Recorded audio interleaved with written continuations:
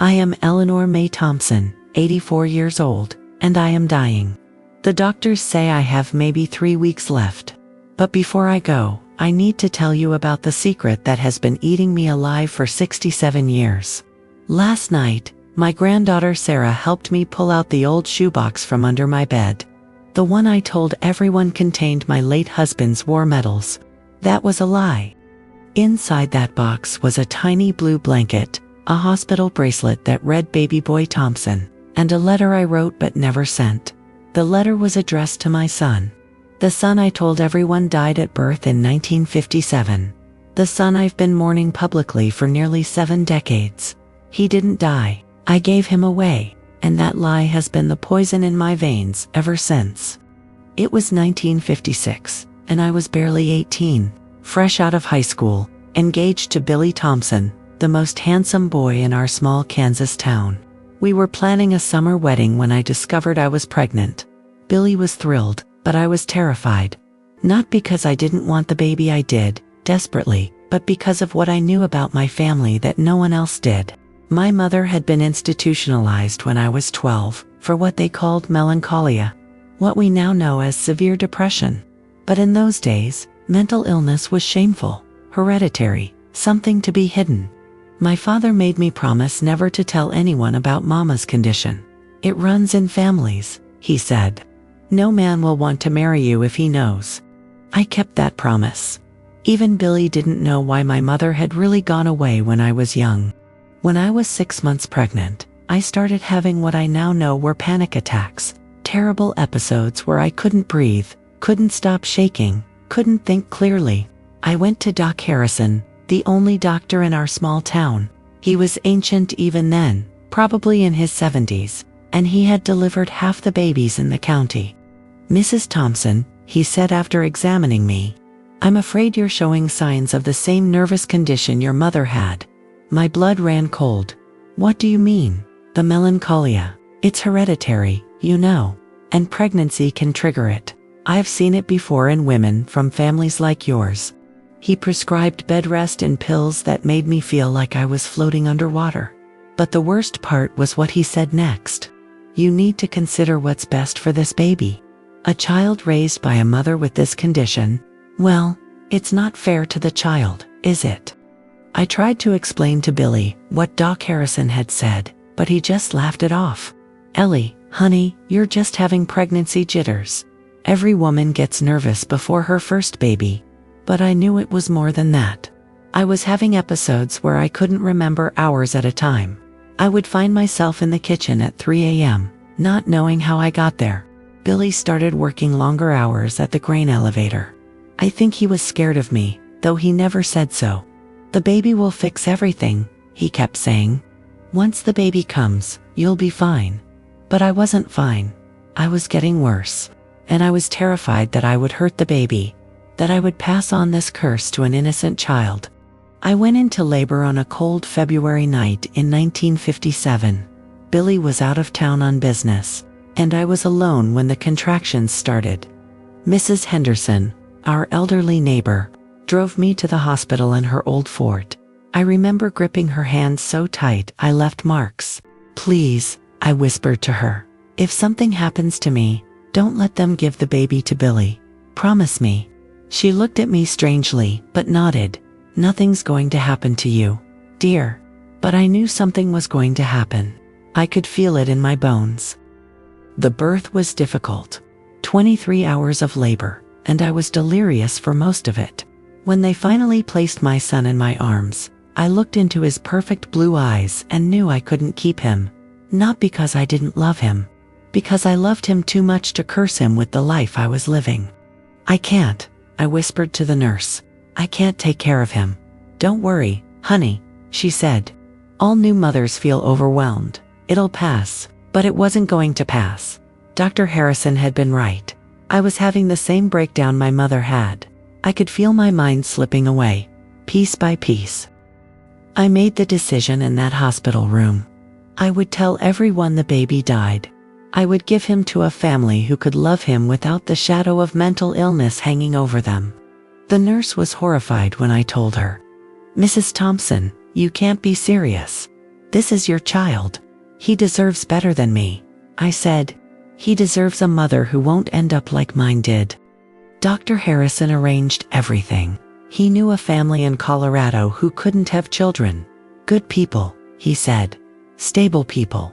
We would tell everyone the baby was stillborn. I would go home empty-handed, and my son would go to a family who could give him the life he deserved." When I came home without my baby, the whole town mourned with me. The church ladies brought casseroles. The men tipped their hats solemnly when they saw me on the street. Billy held me while I cried, not knowing that my tears weren't for a dead baby, but for a living one I had given away. "We'll try again," he whispered. "When you're ready, we'll try again." But I knew we never would. I knew that the pills Dr. Harrison had given me had done something to my insides, something that would make sure I never got pregnant again. I was 20 years old, and I had already lived the most important moments of my life. Everything else would just be pretending. For the next 5 years, I played the role of the grieving mother. I visited the empty grave we had created in the town cemetery. I accepted sympathy from neighbors who had no idea they were comforting a woman who had given away her living child. Billy and I grew distant.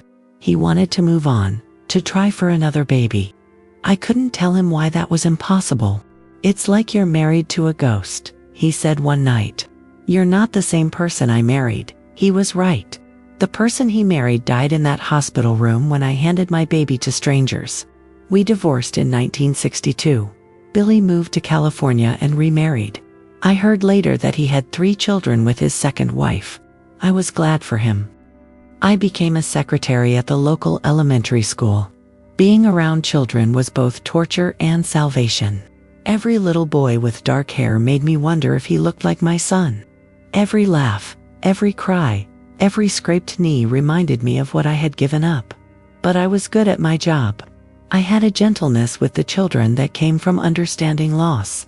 I became the person they came to when they were hurt or scared.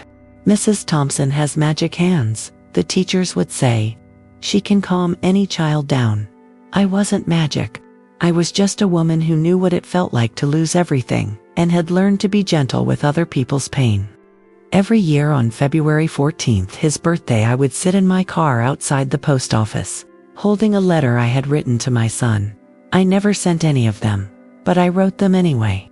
I told him about the weather, about the town, about how I wondered if he was happy. I told him about his father, about how much we had loved each other before everything fell apart. Most of all, I told him I was sorry. Sorry for being weak, sorry for being scared, sorry for choosing what I thought was best for him, instead of fighting for what I wanted. In the 1970s, when I was in my 40s, I hired a private investigator. He found my son in Denver, married with 2 children, working as an engineer. His name was David Michael Harrison. The family had given him the doctor's last name as a middle name. He was successful, happy, loved. The investigator asked if I wanted to make contact. I said no. What right did I have to disrupt his life with my need for forgiveness? David had 2 daughters, Rebecca and Jennifer. I had their school pictures that the investigator had managed to obtain. I kept them in my jewelry box and looked at them every night. Rebecca had my eyes. Jennifer had Billy's smile. They were beautiful. These granddaughters I would never meet. I followed their lives from a distance. Rebecca became a teacher, like I had wanted to be. Jennifer became a nurse. They were good girls, raised by good parents. Sometimes I would drive to Denver and sit outside their school, just to catch a glimpse of them. I never got out of the car, never introduced myself. I just watched and loved them from afar. I was at Rebecca's high school graduation, sitting in the back row. I was at Jennifer's wedding, standing behind a tree in the church parking lot. I was grandmother to children who didn't know I existed. In 1995, when I was 63, I was diagnosed with breast cancer. It was aggressive, and the doctors weren't optimistic.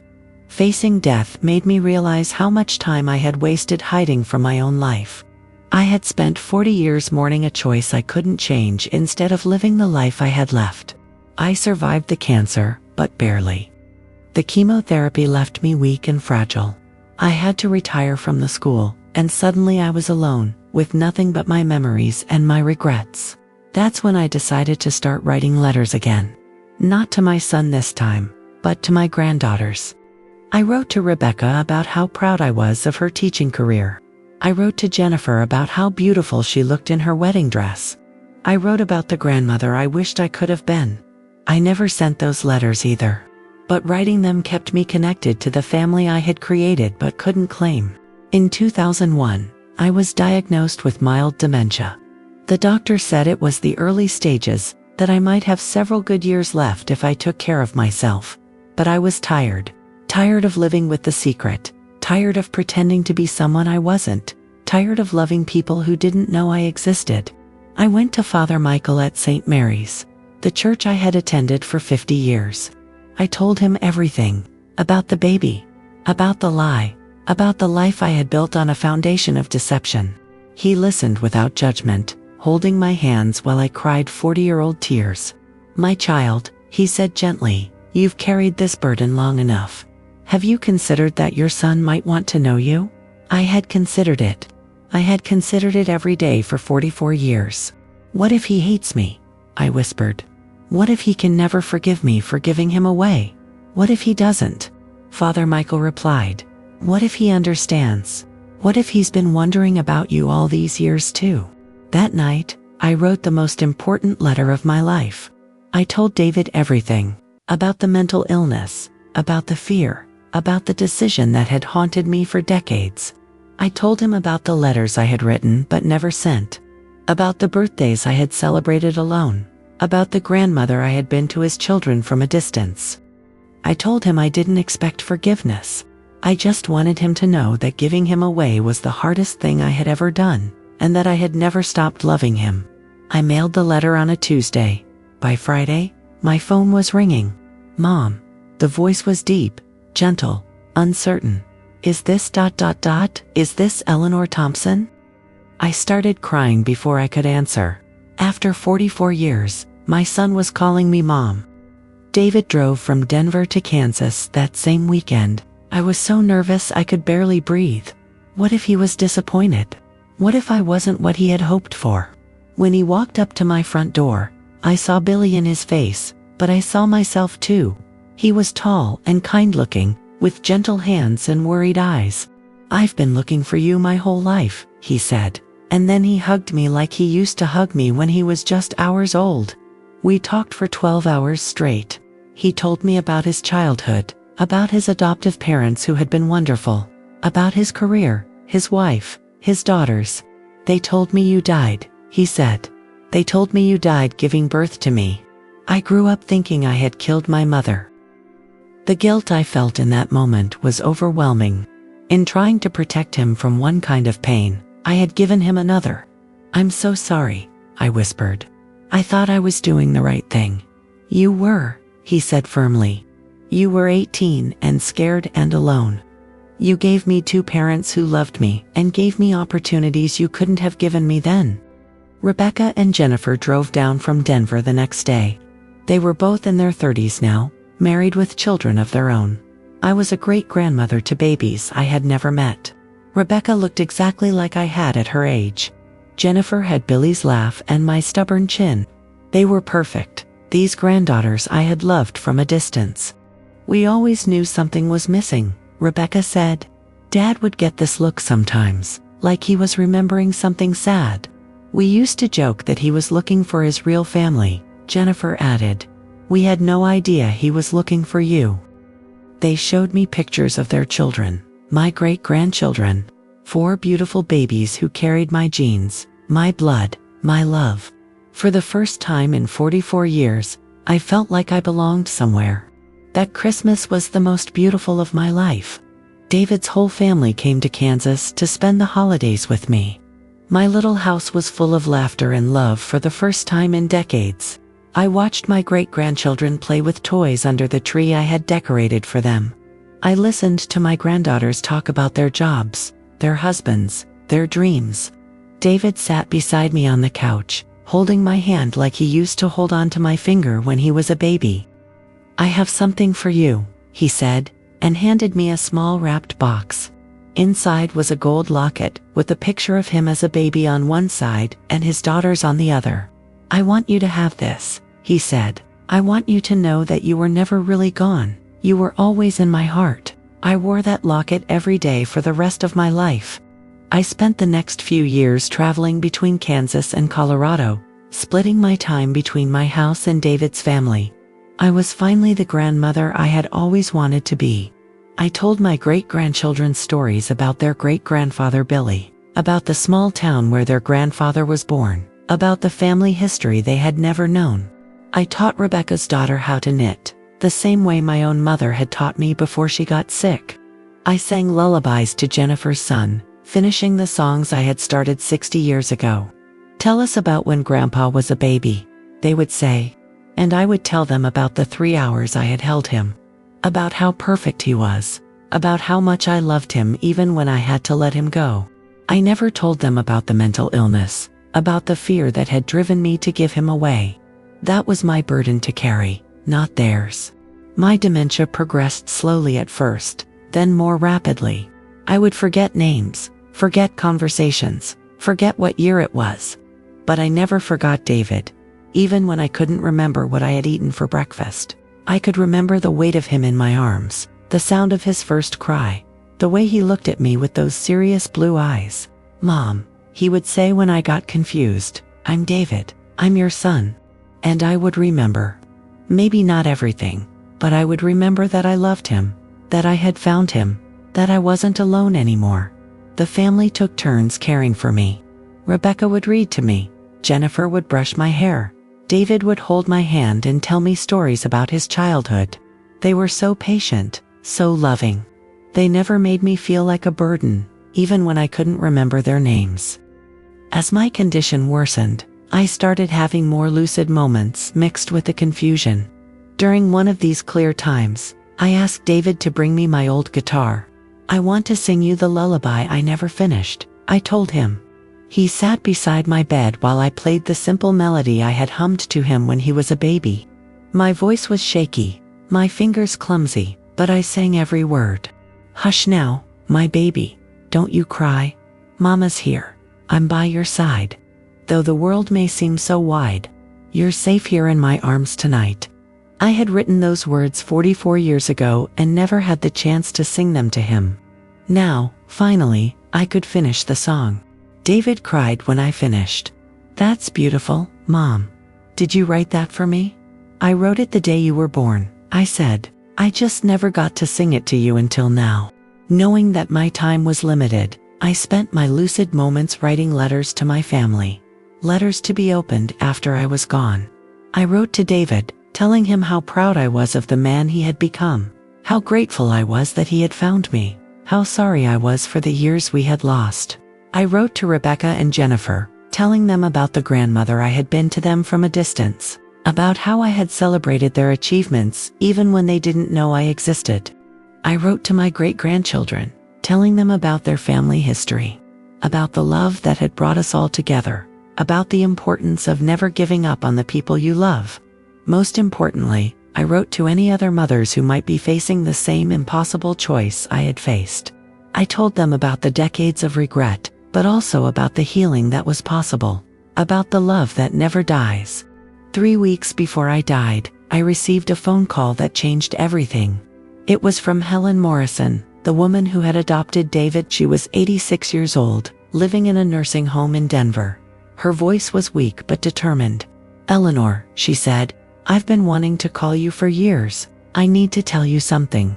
She told me that she and her husband had always known that David's birth mother hadn't died, that the doctor had told them the truth about the adoption. "We wanted to contact you so many times," she said. "We wanted you to know that he was loved, that he was happy, that you had made the right choice." "Why didn't you?" I asked. "Because the doctor said you were very sick. That contact might make you worse. We didn't want to hurt you." She told me that David had been asking about me since he was old enough to understand adoption. They had supported his search, had helped him hire investigators, had prayed that he would find me. "You gave us the greatest gift of our lives," she said, "and we tried to give him back to you the best way we could by raising him to be the kind of man you would be proud of." That conversation with Helen lifted a weight off my shoulders that I had carried for 67 years. I realized that I hadn't failed David by giving him away. I had given him exactly what he needed. I had been so focused on my own pain, my own guilt, that I hadn't truly appreciated what Helen and her husband had done. They had loved my son as their own, had raised him to be kind and successful and happy. David came to visit me that night, and I told him about Helen's call. "I need to ask you something," I said. "Do you forgive me? For giving you away, for staying away, for robbing you of your birth mother?" He took my hands in his and looked me straight in the eyes. "Mom, there's nothing to forgive. You didn't rob me of anything. You gave me everything. You gave me life, and then you gave me parents who could take care of me when you couldn't take care of yourself. But I should have been stronger. I should have fought for you. You were 18 and alone and scared. You made the best decision you could with the information you had. And it was the right decision." He kissed my forehead gently. "I love you, Mom. I've always loved you, even when I didn't know you existed." I died on a Tuesday morning in March, surrounded by my family. David was holding one hand, Rebecca was holding the other. Jennifer was reading to me from my favorite book of poetry. My great-grandchildren were playing quietly in the corner, their laughter mixing with the spring rain on the windows. "Tell me about the lullaby again, great-grandma," my youngest great-grandson had asked the night before. I sang it to him one more time, my voice barely a whisper but my heart full of love. "Hush now, my baby, don't you cry. Mama's here, I'm by your side. Though the world may seem so wide, you're safe here in my arms tonight." As I closed my eyes for the last time, I felt the peace that had eluded me for 67 years. I had been loved. I had been forgiven. I had been a mother, a grandmother, a great-grandmother. The lullaby was finally finished.